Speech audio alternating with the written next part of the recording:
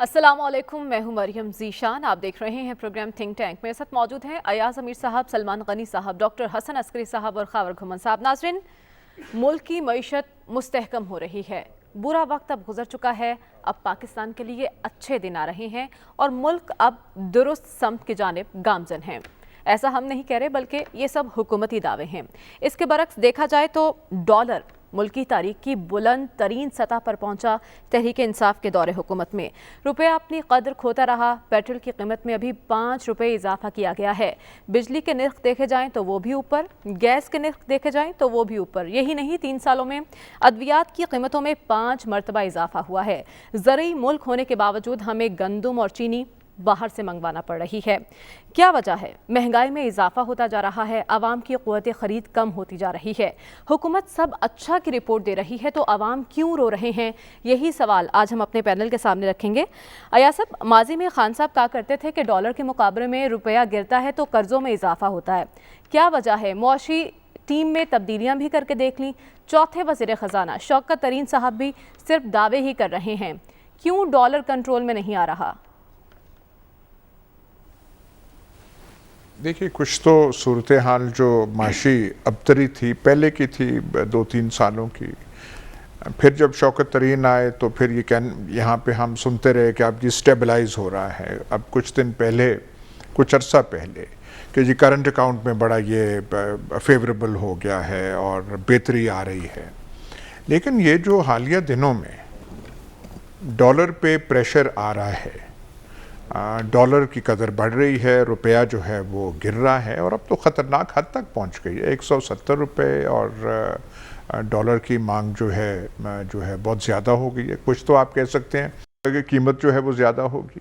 घी जो है, ये जो ऑयल होता है जिससे हमारे पकवान पकते हैं, इसकी कीमत बहुत हो गई है, 350 रुपये पे जा पहुँची है।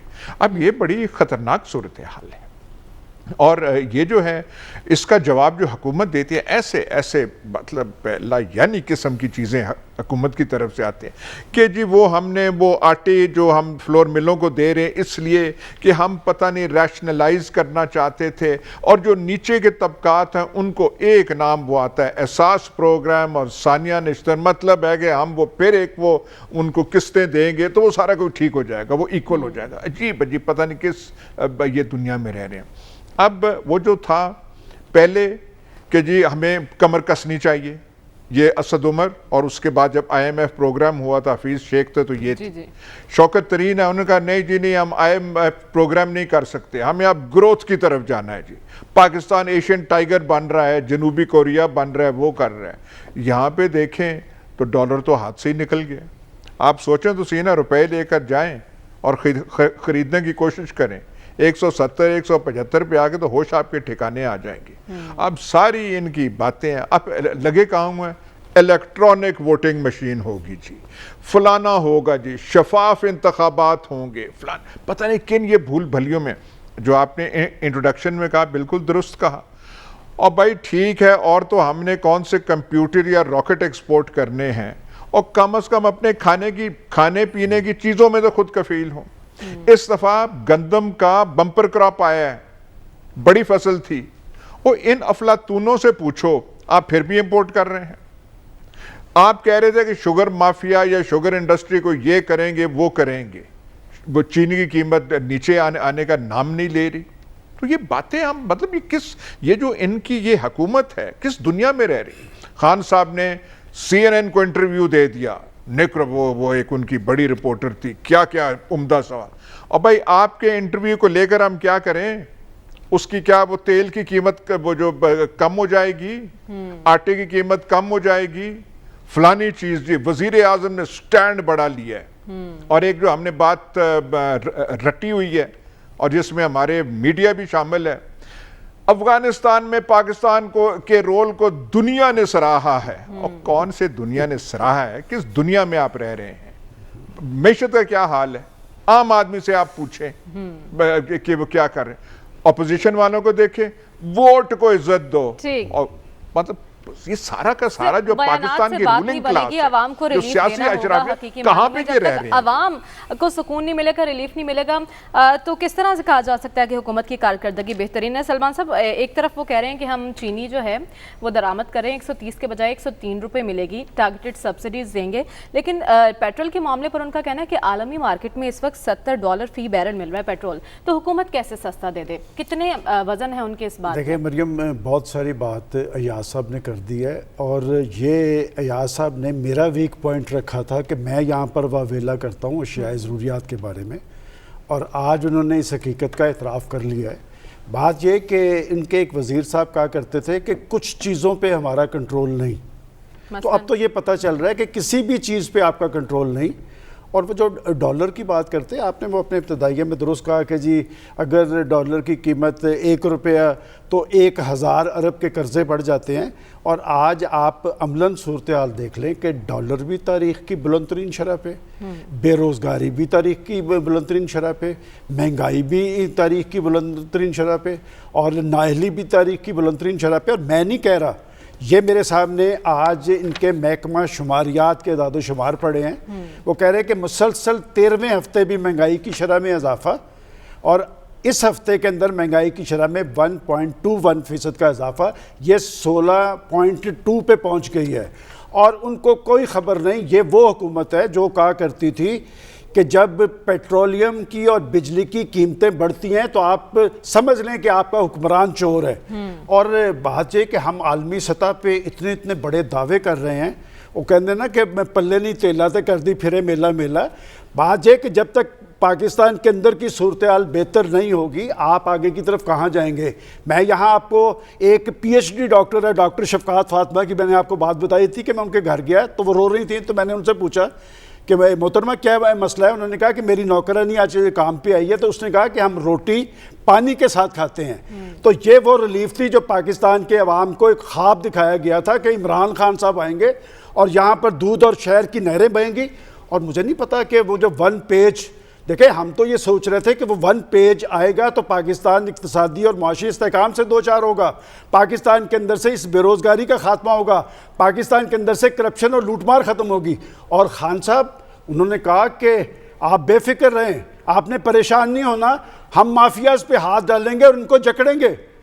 آج پاکستان کے اندر مافیاز کا راج ہے۔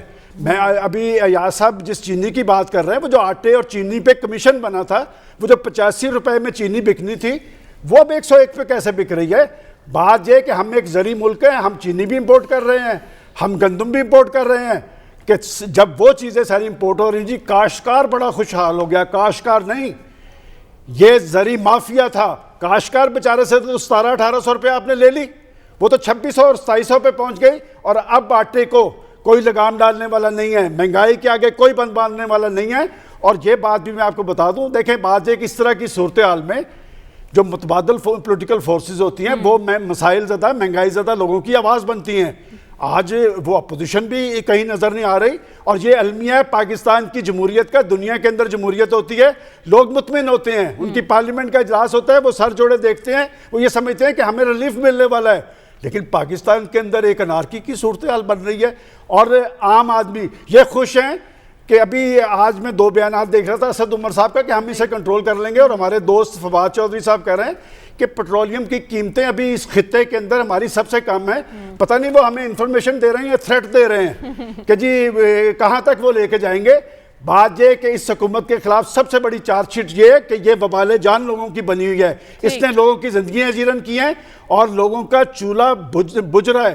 اور اگر آپ لوگوں کا چولہا نہیں جل رہا ہوتا تو پھر ایسی حکومت نہیں چل رہی۔ آپ دنیا کے اندر بتائیں کہ آپ کی عزت بڑھ رہی ہے، لیکن آپ کے گھر کی صورتحال درست نہیں ہے، اور جب گھر کی صورتحال درست نہ ہو، چولہا نہ جل رہا ہو، تو لوگوں کے دل جل رہے ہوتے ہیں۔ ہاں یہ بات درست ہے کہ ابھی تک وہ مہنگائی زدہ اور مسائل زدہ لوگ وہ سڑکوں پہ نہیں آئے، اور یہ خوش کیا ہے، ہم نے ان کو روٹی دال کی ڈال دی ہے، ہم نے ان کو روٹی دال کی ڈال دی ہے، ان میں اتنی سکت ہی نہیں چھوڑیں گے کہ یہ باہر جائے۔ اور ابھی جو لیٹسٹ خبر آپ کے چل رہی ہے کہ نئی ایک خوشخبری آ رہی، یہ صدارتی ایڈیننس فیکٹری لگی ہوئی ہے، وہاں سے ایڈیننس جاری ہوتے ہیں کہ یہ جو ٹیکس میں اضافہ کر دیا، بجلی کے بلوں میں 5 سے 35% ایڈوانس انکم ٹیکس عائد، یہ تو مجھے پرائم منسٹر صاحب ایاز صاحب کو بھی یاد ہوگا، یہ ریفر کر رہے تھے کہ جی وہ بجلی کمپنیوں پہ ہاتھ پڑ گیا ہے، اور خان صاحب نے کہا کہ ہم بجلی وافر بھی دیں گے اور سستی بھی دیں گے.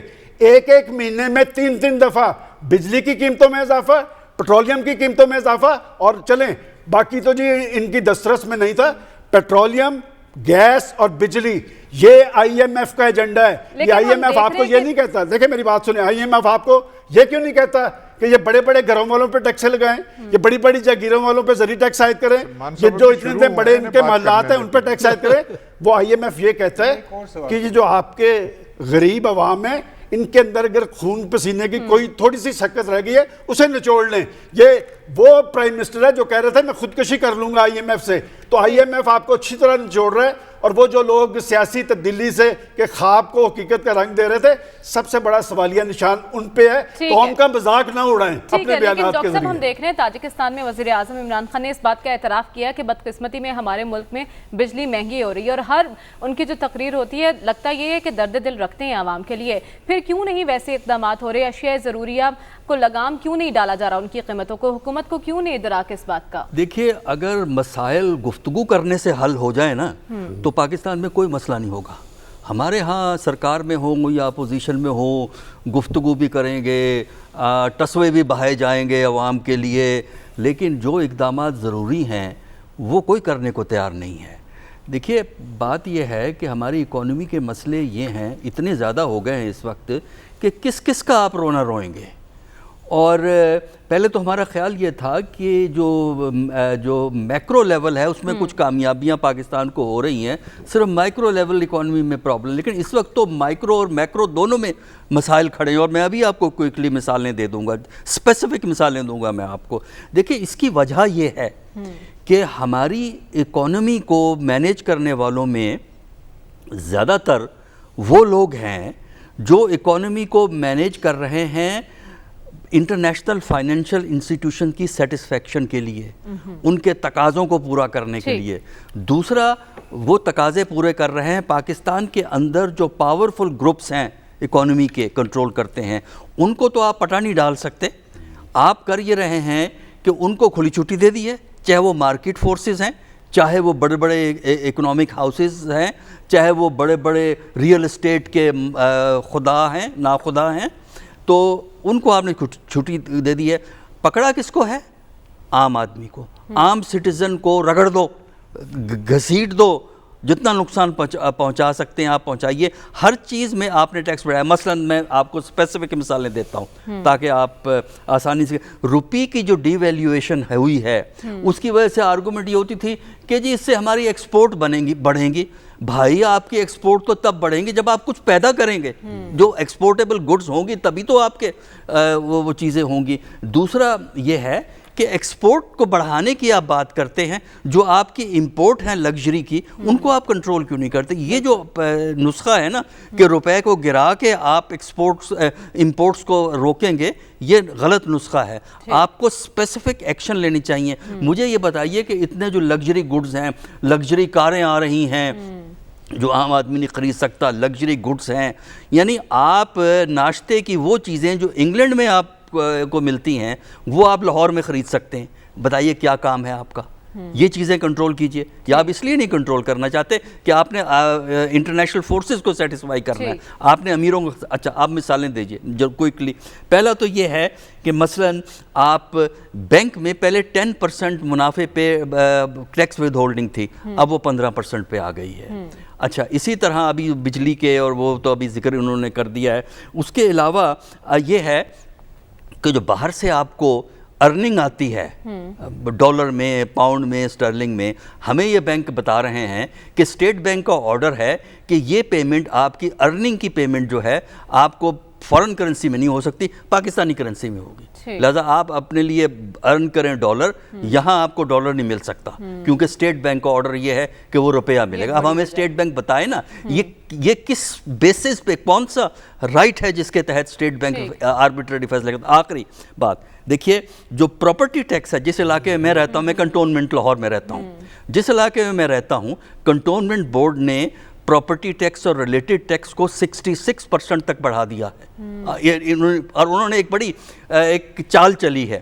چال یہ چلی ہے کہ ابھی کنٹونمنٹ کے الیکشن ہوئے ہیں نا بورڈز کے، لہٰذا الیکٹڈ ممبران ذمہ داری سنبھالیں گے کنٹونمنٹ کی، لیکن اس سے پہلے کہ الیکٹڈ ریپرزنٹیٹیو آئیں انہوں نے اس سے پہلے 66% تک ٹیکس بڑھا کے نوٹسز ایشو کرتی ہیں کہ جناب پیمنٹ کر دیجئے۔ تو آپ مجھے یہ بتائیے کہ جن لوگوں کے ٹیکسز میں آپ پراپرٹی ٹیکس اور ریلیٹڈ ٹیکسز کے اندر اپ ٹو 66% اضافہ کریں گے تو وہ کس کو دوائیں دے گا؟ یعنی لیکن وہ ظاہر ہے کہ ان لوگوں کو تو احساس ہی نہیں ہے عام آدمی کا پراپرٹی ٹیکس کس جو 66% بڑھانا، یہ آپ دیکھ لیں جس علاقے میں میں رہتا ہوں کنٹونمنٹ نکات ہیں جس پر حکومت کو توجہ دینے کی ضرورت ہے۔ لیکن خاور خان صاحب کہا کرتے تھے کہ میں انہیں رلاؤں گا، ان کی چیخیں نکلیں گی۔ ہمارا تو خیال یہ تھا کہ خان صاحب کا یہ بیان اپوزیشن کے لیے ہے، لیکن یہاں تو عوام ہی رو رہے ہیں، کیا عوام کی یہ چیخیں ایوانوں تک پہنچ رہی ہیں اور آپ کے کانوں تک پہنچ رہی ہیں؟ نہیں، بہت اچھا سوال کیا، لیکن زیادہ تر آپ کے ابتدائیے کے اندر جو بیانات ہیں نا وہ اپوزیشن لیڈران کو آپ کوٹ کر رہی ہوتی ہیں، آپ کا اپنا تبصرہ اور تجزیہ اچھا ہوتا ہے۔ اب آ جاتے ہیں کہ میرا انفلوئنس ہوتا ہے میرے اوپر۔ ایگزیکٹلی، وہ دیکھیں اس میں کوئی شک نہیں کہ کسی بھی حکومت کے زیر اثر اگر کرنسی ایکسچینج ریٹ کے اندر اضافہ ہوتا ہے، ڈالر کی جو قیمت بڑھتی ہے، تو ظاہر ہے اس ملک کے اندر رہنے والے جو عوام ہیں ان کے اوپر اس کا اثر آتا ہے۔ پاکستان زیادہ تر چیزیں ہم باہر سے منگاتے ہیں، ہمارا سب سے زیادہ جو امپورٹ بل میکسیمم ڈالرز ہمارے خرچ ہوتے ہیں، وہ ہر مہینے جو ہم باہر سے آئل جو امپورٹ کرتے ہیں اس کے اوپر ہمارا جو پیسہ خرچ ہوتا ہے۔ اصل میں ہوا بنیادی طور پر یہ ہے کہ جب محترم آئے تھے شوکت ترین صاحب، ایکسپیکٹڈ تھا۔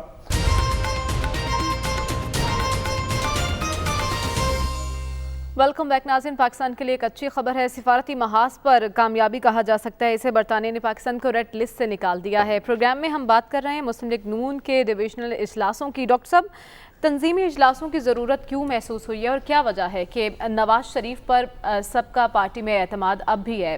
اب حالانکہ وہ پاکستان میں موجود نہیں ہیں، سزا یافتہ ہیں، نااہل ہیں، پھر بھی دیکھیے آپ دو مختلف باتیں کہہ رہے ہیں۔ ایک تو یہ آرگنائزیشنل معاملہ کیا ہے، وہ تو ظاہر ہے کہ پارٹی کو ایکٹیویٹ کرنا چاہتے ہیں، اور آبجیکٹیو یہ ہے کہ انتخابات کی تیاری کی جائے، جب بھی انتخابات ہوں گے تو یہ تو بات سمجھ میں آتی ہے۔ آرگنائزیشنل ایشوز ہیں، ایکٹیویٹ کرنا ضروری ہوتا ہے پارٹی کا۔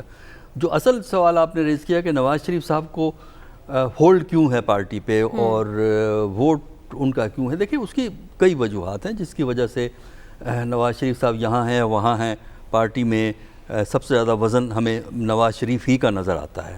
اس کی ایک وجہ یہ ہے کہ جب سے پارٹی بنی ہے یہ پارٹی سمبلائز ہوتی ہے نواز شریف کے نام سے۔ دیکھیے جنیجوں کے خلاف جو ریولٹ انجینئر ہوا تھا، میں ضیاء الحق کے دور کی بات کر رہا ہوں، وہ نواز شریف صاحب نے کیا تھا، اور اس کے بعد پارٹی کی سوچ کیا ہے، پارٹی کا عوام سے ریلیشن شپ کیا ہے، موبلائزیشن کیا ہے، وہ نواز شریف صاحب نے کی ہے۔ ایک فیکٹر یہ تھا۔ دوسرا اس کا فیکٹر یہ بنتا ہے کہ جو اینٹی پیپل پارٹی ایلیمنٹ تھا پنجاب میں خاص کر، ان سب کو اکٹھا کرنے میں ان کے لیے ایک امبریلا جو کریٹ کیا وہ نواز شریف صاحب نے کریٹ کیا۔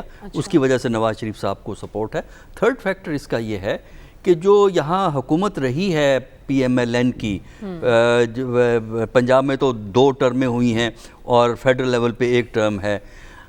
پی ایم ایل این نے پنجاب میں ایک بینیفیشریز کی کلاس کریٹ کی ہے، بہت سے لوگوں نے بینیفٹ کیا ہے۔ آپ لاہور کے اندر، پنجاب کے اندر ایسے لوگوں کو دیکھ سکتے ہیں کہ ان کی فائنینشیل کنڈیشن آج سے 15 سال پہلے کیا تھی اور اس 10 سال کے عرصے میں کیا ہوئی ہے۔ ان بینیفیشریز کا سٹیک ہی اس پارٹی کے ساتھ ہمیں جو ہے نظر آتا ہے۔ اور آخری فیکٹر نواز شریف صاحب کے ہولڈ کا یہ ہے کہ ان کے پنجاب میں تو شہباز شریف صاحب تھے، شہباز شریف صاحب ٹوٹل اس عرصے میں لائل رہے ہیں نواز شریف کے ساتھ، یعنی انہوں نے کبھی کوشش نہیں کی کہ کوئی ریولٹ کو جنریٹ کریں یا اپنے آپ کو اٹونومسلی پروجیکٹ کرنے کی کوشش کریں۔ انہوں نے بھی اپنے آپ کو اسی فولڈ کے اندر رکھا ہے، اسی فلیگ یعنی اسی امبریلا کے اندر رکھا ہے جو امبریلا نواز شریف ہے۔ اس کی وجہ سے ان کے خلاف کوئی ریولٹ جنریٹ نہیں ہوا ہے، اور اوور ٹائم نواز شریف صاحب جو ہیں وہ بڑے اسٹرانگ ہو گئے ہیں ودن پارٹی۔ اب آ کے یہاں پہ جو جھگڑا ہے وہ نواز شریف کی لیڈرشپ کا نہیں ہے، یہاں پہ جو پی ایم ایل این میں جھگڑا ہے وہ ہے سکسیشن کا، अच्छा کہ اس کے نواز شریف سے آگے یہ تاج کدھر جائے گا، شہباز شریف کو جائے گا یا جو ہے ان کی بیٹی مریم کو جائے گا. یہاں آ کے پارٹی کے اندر تنازع ہے. اس پہ بات یہ ہے کہ شہباز شریف اور نواز شریف صاحب جو ہیں اس کو حل نہیں کرنا چاہتے فی الحال. اچھا. اور یہ چیز چل سکتی ہے اگلے 6 مہینے سال کے لیے، لیکن جو الیکشن آئے گا تو یہ فیصلہ کرنا ضروری پڑے گا کہ لیڈر کون ہے. اس کنفیوژن کو دور کرنا ہوگا. خاور آپ کے پاس کیا خبر ہے، نواز شریف، مریم نواز، حمزہ اور شہباز شریف ایک پیج پر کیوں نہیں ہیں؟ پارٹی کے ایک ایم این اے کو اتنی اہمیت دے دی گئی کہ شو کوز کے معاملے پر بھائی کو ناراض کرنا پڑا، ایسا ہی ہے؟ دیکھیں، اس آپ کے سوال پہ آنے سے پہلے وہ پچھلے سیگمنٹ میں ڈاکٹر صاحب نے سلمان غنی صاحب نے جو عرض کیا ہے نا کہ لاہور میں ان کی کوئی شاید دوست ہیں پی ایچ ڈی ڈاکٹر، ان کے گھر جو کام کرنے والی ہے وہ پانی کے ساتھ روٹی لگا کے کھاتی ہیں. ان کا ایڈریس کائنڈلی پوچھ لیجیے گا. کچھ حکومتی لوگ بھی اور کچھ اور بھی لوگ وہ رابطہ کر رہے ہیں تاکہ وہ ان کے ساتھ رابطہ کیا جائے اور بڑا ایک سیریس معاملہ اس کا حل کیا جائے. اچھی بات ہے. اب آ جاتے ہیں آپ کے سوال کی طرف. بالکل صحیح کہا گیا. دیکھیں، پی ایم ایل این کے وجود کو کوئی بندہ کویسچن نہیں کر رہا. پچھلے 40 سال سے ایک پارٹی ہے، ظاہر بات ہے پاکستان کے ایک سیاسی منظرنامے کے اندر موجود ہیں. 3 دفعہ پرائم منسٹر بنے نواز شریف صاحب، ان کے بھائی 2 دفعہ چیف منسٹر. پنجاب کے اندر انہوں نے سب سے لمبی حکومت کی ہوئی ہے، تو ان کی جو پریزنس ہے اس کو کوئی بندہ چیلنج نہیں کر رہا. اصل مسئلہ یہ ہے کہ پارٹی کی قیادت جو اس وقت، پروفیسر صاحب نے بالکل صحیح فرمایا کہ مسئلہ وہاں پہ ہے وراثت. جو تاج ہے وہ کس کے ساتھ بیٹھے گا. میرے خیال میں جو نون لیگ کو پیپلز پارٹی کی طرف دیکھتے ہوئے تھوڑا بہت سبق سیکھنا چاہیے کہ یہ ایک پولیٹیکل پارٹی بن گئی ہے بائی ڈیفالٹ کسی بھی وجہ سے. اب اس پارٹی کا اگر وجود قائم رہنا ہے تو پارٹی کے اندر کافی پرانے لوگ ہیں، نظریاتی لوگ ہیں، خواجہ سعد رفیق ہیں، خواجہ آصف ہیں، حقان عباسی، اور بھی کافی لوگ ہیں، احسن اقبال صاحب ہیں. جب یہ لوگ مریم صاحبہ یا حمزہ شہباز کے پیچھے ہاتھ باندھے کھڑے ہوتے ہیں تو پھر ہمارے جیسے جو چھوٹے موٹے طالب علم ہیں سیاست کے، وہ یہ سوال ضرور کرتے ہیں. بالکل آپ کا حق ہے، آپ پارٹی کے قائد کی بیٹی ہیں یا ان کے بھانجے ہیں، بھتیجے ہیں، تو آپ کا پارٹی کے اوپر حق شاید زیادہ بنتا ہے. لیکن یہ جو لوگ ہیں جنہوں نے ماریں کھائی ہیں، پارٹی کو زندہ رکھا ہوا ہے، جب یہ لوگ چلے گئے تھے 2001-2 میں ملک سے باہر، تو آپ کو یاد ہے سعودی عربیہ، تو یہی لوگ پاکستان میں موجود تھے اور پاکستان میں موجود رہتے ہوئے انہوں نے جنرل مشرف کی تمام تر زیادتیوں کا مقابلہ کیا. اس کے باوجود وہ ملک میں رہے اور پارٹی کو زندہ رکھا. تو میرے خیال میں ان لوگوں کی عزت کی جانی چاہیے. ان لوگوں سے بھی پوچھا جانا چاہیے کہ پارٹی کو کن لائنز کے اوپر چلانا ہے، بجائے اس کے کہ پارٹی کو آپ نے ایک بغیر کسی نہ اس کی کوئی ضرورت ہے وہ بیانیے کی لڑائی کے پیچھے ڈال دیا ہے. ووٹ کو عزت دو کا بیانیہ ہے یا ضرورت کو عزت دو ہے، کیا کرنا ہے، شہباز شریف کیا چاہتے ہیں. ظاہر ہے اتنی بڑی میٹنگ ہو رہی ہے آج کل تو کوئی مسئلہ ہی کوئی نہیں ہے. اگر وہ لاہور کے اندر موجود نہیں بھی تھے شہباز شریف حمزہ شہباز، وہ ویڈیو کے ذریعے شریک ہو سکتے تھے جس طرح کہ محترم قائد ان کے لندن سے شریک ہوئے. لہٰذا یہ پارٹی کی قیادت اور خاص طور پر شریف فیملی کو میرے خیال میں تھوڑا سا سوچنا چاہیے کہ ایک پارٹی بن گئی ہے، پارٹی کو میرے خیال میں نقصان مت پہنچائیں. پارٹی کے جو پرانے لوگ ہیں ان کے ساتھ بیٹھیں اور پارٹی کو اچھے طریقے سے آگے چلائیں. پارٹی میں واقعی جمہوریت ہے تو جمہوری سوچ کے ساتھ آگے بڑھنا ہوگا اور آئندہ انتخابات سے پہلے جانشینی کا معاملہ حل کرنا ہوگا. آج کے پروگرام سے ہمیں اجازت دیجیے، آپ سے انشاءاللہ ملاقات ہوگی کل. اللہ حافظ.